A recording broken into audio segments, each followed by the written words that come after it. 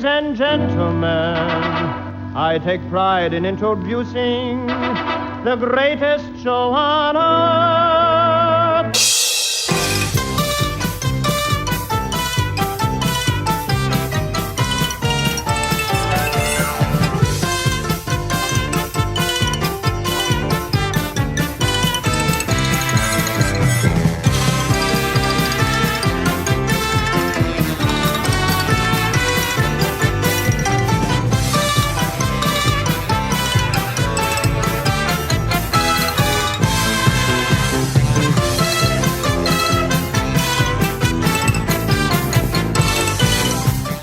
Hi, everybody. This is Scott Gordon. Welcome to This Was the Uncle Floyd Show, number 80. 80 of these so far. How about that, huh? It's 2:30 in the afternoon on Friday, July 3rd, 2026. And I'm sitting here in the studio waiting to answer a whole bunch of questions that came in from you guys. So sit back, relax. We're going to have some music by Uncle Floyd later. Some music from me, maybe. We'll see what happens. And we will have a lot of fun. And if you'd like to get a question in here for next week, just email it to ufpodcast@sge-inc.com. That's ufpodcast@sge-inc.com. And I'll be glad to read it like I'm going to do these in just a couple seconds after the Vivino Brothers Band finish the Uncle Floyd Show theme.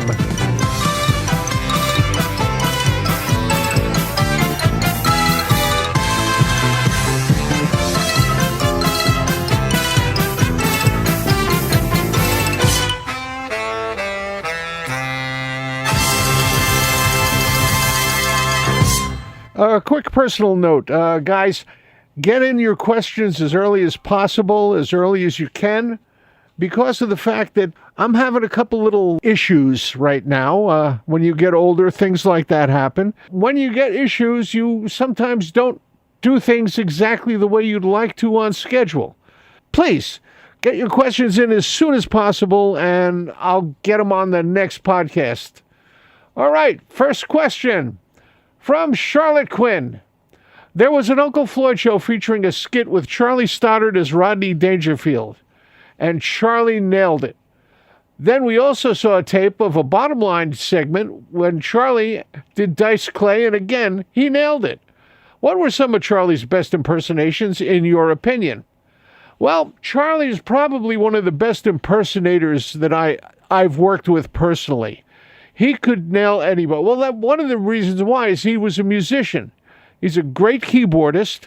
He has the ability to analyze things musically in his head and reproduce them, which is what he did.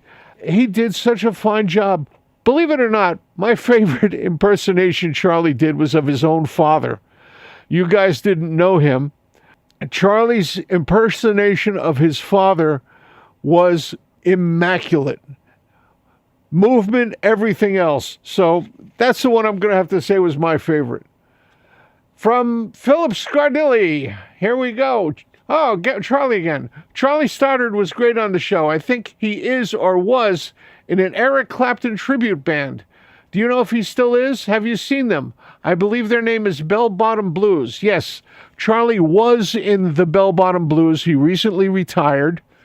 Playing on the road is just really rough, getting around like that. He was replaced by somebody named Dennis Troy. Bell Bottom Blues is a Derek and the Dominoes tribute band, and they are very, very, very good. If you get a chance to see them, go see them. They're really good. From Dave Smith. I always got a huge laugh over the antics and pranks that Muggsy always played on Floyd, you, and the rest of the cast. My question is, can you recall at any time during the run of the show where Muggsy went a little too far with one of his pranks to where any of you got really angry and upset with him? Every time. There was always something Muggsy would do. Muggsy would try and push the envelope. That's the kind of guy he was. He wanted to go as far as he possibly could, which is why we got kicked out of a club permanently because of one of Muggsy's routines. He was just had that sense of humor where he had to dig at people, The guy who goes and pokes the bear. That was Muggsy. And it came back at him quite frequently. From Dennis DeLeo. In some of the later UF shows, you came up with a hilarious character called Ray and Clay. Basically, it was you with a face on both sides of your head. Where did you come up with such a strange idea, and why wasn't he done more often? Well, I didn't start shaving my head until later on in the show, until the middle of the OBC years. And it wasn't until we were on Cablevision in 1998, which was the last cast members shows that we did were 1998. The show ran till 2001 with Floyd doing Uncle Floyd's New Jersey and things like that. That was when David Byrd noticed that when I moved my head, a fold in the back of my head would move like a mouth. And he said, I think it would be hysterical if we painted a face on your back and you talked through both sides of your head. And that was the concept for Clay and Ray. And we got a set of glasses with a nose. It's called a Beagle Puss. And had nothing, that's not the Groucho one with the mustache and the eyebrows, but it was just the glasses and the nose. And we put that on.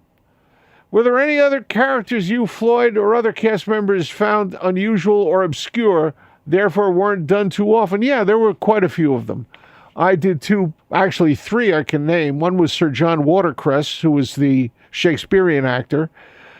Another one was Ichabod Squats was a character. He was very strange.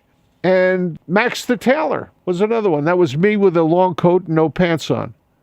We got one from Brad Bociccio, originally from Haddon Heights, New Jersey. One time when watching the show with a friend, there was a part where your line was, I can't stop biting my nails. I don't know which bit that was. Do you happen to know? My friend and his mom almost peed themselves laughing. Thanks. That sounds like it was probably Billy Bobby Booper. It was a pseudo healer that Floyd did where we all came on as characters. And I said, I can't stop biting my nails. I can't stop biting my nails. And I had some nails in my mouth. One note here, Brad, and everybody else. You sent this email in with no subject in the subject line. That ended up in the spam folder. And luckily I found it before it was deleted. So when you send an email to ufpodcast@sge-inc.com to get a question on, please put a subject line, put podcast question or hey Scott or anything else in the subject line so that it doesn't get dumped into the spam folder. Don't put anything political because that'll immediately go into my spam folder. I don't want to see those at all. From Trumpet Man 66, he has 3 questions here. How many pieces of mail did the show generate weekly? Was the number consistent? Did it ebb and flow? Did Floyd open every piece himself? That would depend on the audience. You know, CTN had a smaller audience than New Jersey Network, and New Jersey Network had a smaller audience than when we were syndicated. So when there was a larger audience, a lot more mail came through. They say that you only get about 10% of the people who watch a program or listen to a program send in mails or emails or anything. So that means you guys out there who send these things in, you're about 10% of my audience. I wish the rest of you would get off your duffs and send in an email and a question. And yes, Floyd did open every piece himself.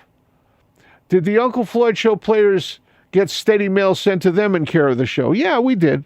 Every once in a while we'd say Uncle Floyd Show Scott Gordon or Muggsy or something like that. And Floyd would give it to us. He wouldn't even open them. What are some of the more interesting things sent to the show that were not shared that can now be revealed? If we didn't share them then, a lot of them won't be revealed now. There were pictures on the wall that were really interesting, all right? There was one high school woman who sent a picture of me in with she and I, how they put it, in flagrante delicto. And she gave me a heck of a lot more credit than I was due. I know people would enjoy seeing them, and I've saved a lot of that kind of stuff, but I don't think I can show them even today, some of the ones that I saved. From Todd Walker, I, like most Uncle Floyd Show devotees, remember Ed Kaufman as your show's manager and executive producer for a long time. How did you meet Ed, and what was he like to work with? Ed smoked like a chimney. Ed's no longer with us on this planet. but he was an executive. He was working for the WTVG people when they came in. And he was working for them, and eventually he decided that he would no longer want to work for them, but he wanted to have more fun and work with us. So Floyd made him basically the show manager. He was the one who worked out the syndication deal for us. And he was around with just about everything we did. And he was a great guy. We had a lot of fun with him. We kidded him a lot. He would always want to go and get something out of the vending machine. He never had change. He'd always say, "Hey, you got a quarter?" If you notice some of the shows, we'll have people saying, "You got a quarter?" and laughter. And that's what that one's about. From John Jacklich. Did the show get many letters from fans? And who chose which ones for the voice of the viewers? Floyd did all of that. He opened every one of those pieces of email by himself, looked at them, decided which ones he found funny, and put them up. Also, did Floyd name Oogie, or was that the name he had when he was purchased? No. I think Oogie's original name was Walter. It was a Pelham puppet from Pelham Puppets in England. And Oogie was the name that Floyd gave the puppet because it's traditional for a puppeteer to name their puppet after another puppet in one way or another. You know, change the name a little bit. You know, if somebody had a puppet named Lamb Chop like Shari Lewis, and you had a little pig puppet, you could name it Pork Chop as a tribute to Shari Lewis. And Floyd knew someone from his time up in Lake George who had a puppet named Oogie, and he did that as a tribute. Okay, some questions about other things. Matt DiLorenzo from New York City. Hi, Scott. You've mentioned Ken's Magic Shop often in the podcast.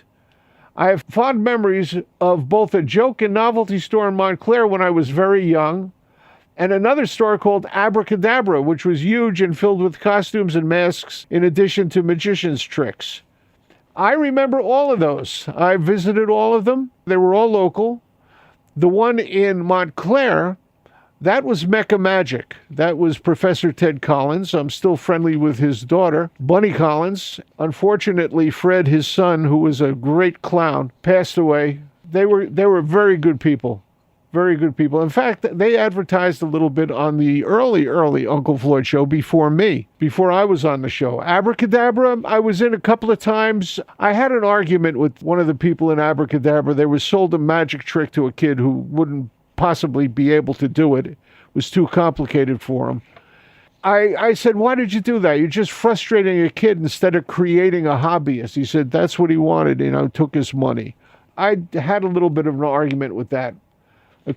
I was actually the manager of Ken's Magic Shop for 17 years, all during the time I was with the Uncle Floyd Show.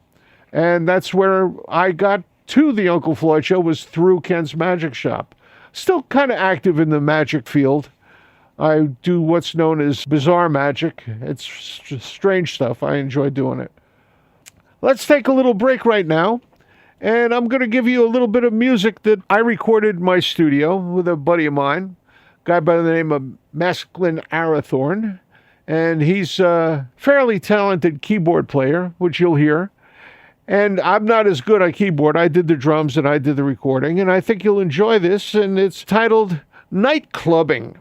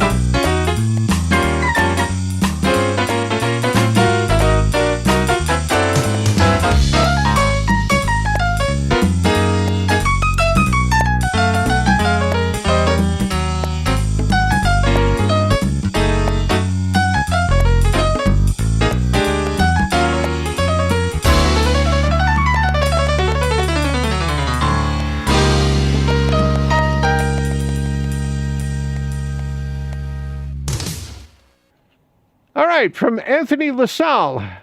We all know that Skip laughed at just about everything. His laugh was truly infectious. Yes, it was. How about Uncle Floyd? Did he ever burst out laughing at anything? Absolutely. You can watch the shows and see he'll hold a paper up in front of his face or turn his head or something like that. He always seemed so serious, like he was in his zone. Yeah, Floyd was a trained actor. Floyd and I were both trained actors. I took Shakespearean. I was a Shakespearean student, and Floyd went to the American Academy of Dramatic Arts. He graduated, and he was very, very good. So, Mr. Anthony LaSalle from Union, thank you for that question. From Sharon Zero, Phoenix, Arizona, 2 questions. Did Floyd ever live in the Bronx? If so, where? I don't think Floyd ever lived in the Bronx. I know he did live in Manhattan for a while. He lived near the theater district. And it was above Uncle Tanusa's restaurant, if anybody remembers where that was. I think it was in the 30s. I don't think he ever lived in the Bronx. Also, do you remember the video when the cast threw the walls down, the yellow walls, and Floyd got stuck in the eye by the Christmas tree? He had to wear a patch and you guys poked fun at him. That was 2 separate things. We used to knock that set down all the time. The best one, I think, I was involved with is when Larry Zbyszko, the professional wrestler, threw me through the wall, and the wall caved in on me. Floyd didn't know it was going to happen. He was so upset, he looked down, I'm laying on the ground going, and he said, let's go to a commercial. And then I started laughing, and he got ticked off at me.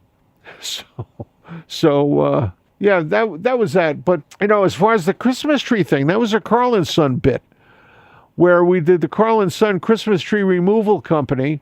And while we were setting up, we blew up the Christmas tree is what we did to remove it.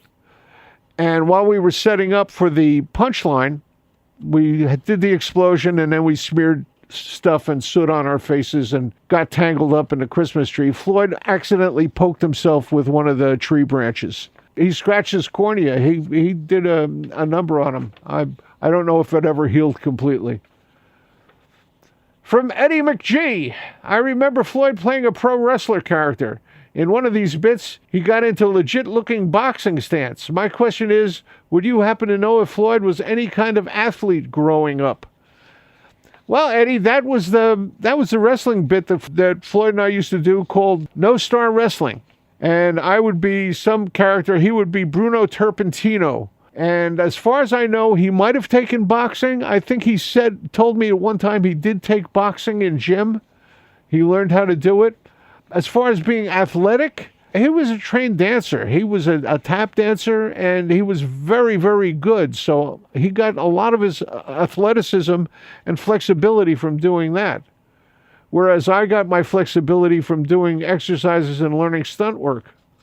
From Susie Tannenbaum, on the Facebook page for This Was the Uncle Floyd Show, Dominic Nunziato posted a very moving clip from Garage Sale Music with Floyd and you talking about your fathers. What were your father's names and what kind of work did they do? Well, my father's name was Harry, and he was a police officer. He was with the Bergen County Police Department for 35 years. And he was a decorated officer, and he never wanted to be anything other than a police officer. He took the sergeant's exam and passed it and turned down a promotion. He wanted to stay on the road and do what he did, and he was very good at it. Floyd's father's name was Jerry, and or Girolamo in Italian, and he was an Italian immigrant, and he was an extremely talented trumpet player. Very, very good trumpet player, bebop style, which when he started having children like Floyd and Jimmy and Jerry, he quit being a musician and became a construction worker and eventually became one of the staff, and I think higher up in the staff at Newark College of Engineering, which later became or is now New Jersey Institute of Technology, NJIT. That's what they did. And one last question from Joe Brea of Peekskill, New York. Since Floyd played many old-time standards on the show, I was wondering if music royalties had to be paid out. Of course they were. When we did the radio show, we paid through the station. We paid all the usage fees, And the television stations all played the usage fees on everything we played. A lot of the stuff Floyd played was what's known as public domain. It didn't have to pay royalties on it. Everything that he did play, the stations took care of it. They had what's known as blanket licenses with BMI, ASCAP, and all the other people who handle music. So that's the answer to that question. And I'm glad you asked that question. We'll play Floyd playing a standard at the end of the show, which is coming up in a few minutes. And I just wanted to remind you that every Tuesday night at 8, we have a date. It was mentioned by Susie. This was the Uncle Floyd Show, and that's it. This was the Uncle Floyd Show is every Tuesday night at 8 p.m. Eastern Time. Every Tuesday night at 8, we have a date for This Was the Uncle Floyd Show. We show clips of the show. I'm there live, and I answer questions that are typed into the chat feed. And we have a good time. We get some laughs, and we see some of the stuff we're talking about here. And you never know what's going to be there or who's going to be there, because we had a lot of guest stars. Just last week, I featured a little clip with David Clayton Thomas since he passed on. It costs $5, but that keeps this and that going. It costs money to do these things, people.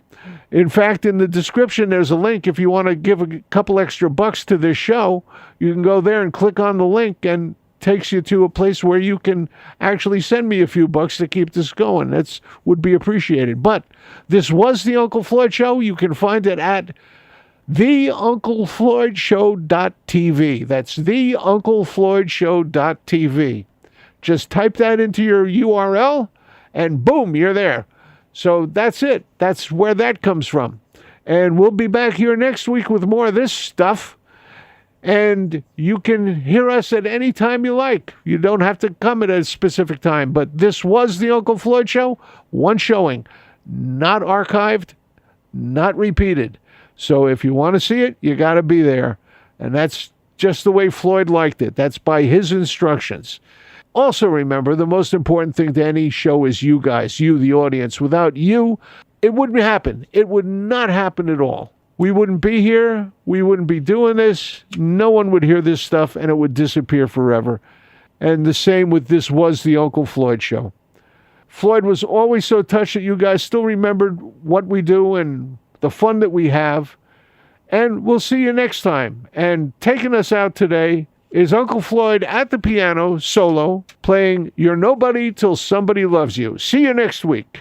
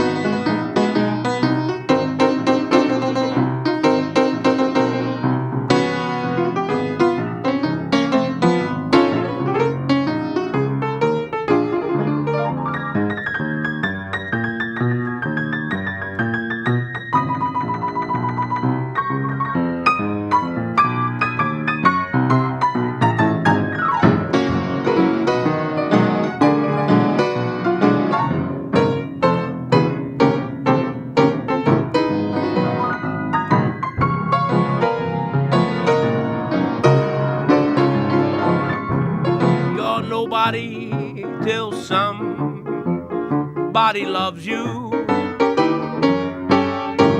Don't you know you're nobody till somebody cares? You may be king, you may possess the world and all its gold, but that gold won't bring you happiness when you're growing old. The world is still the same. You'll never change it. That's as sure as the stars shine above. You're nobody till somebody loves you. So find yourself somebody to love.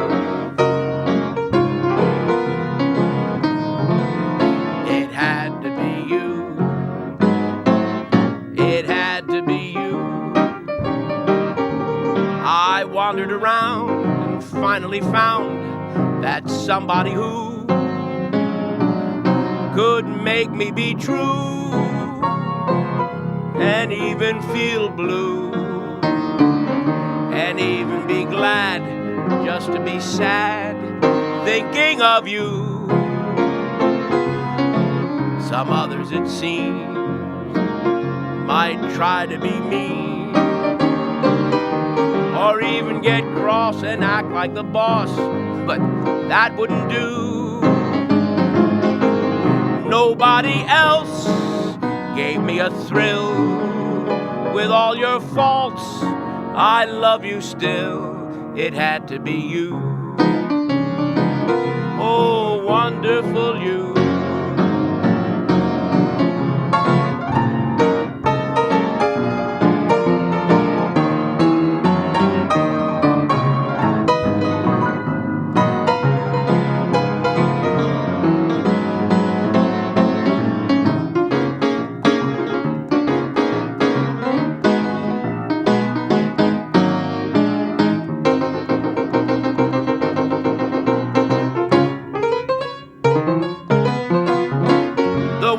Still the same, you'll never change it.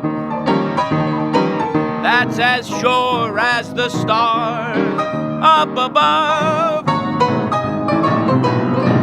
You're nobody till somebody loves you.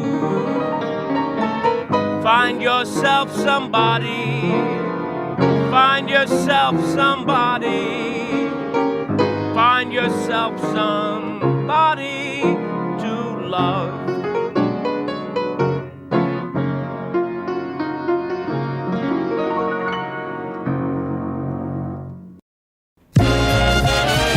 This program was produced in the studios of Scott Gordon Enterprises, Incorporated in Paramus, New Jersey.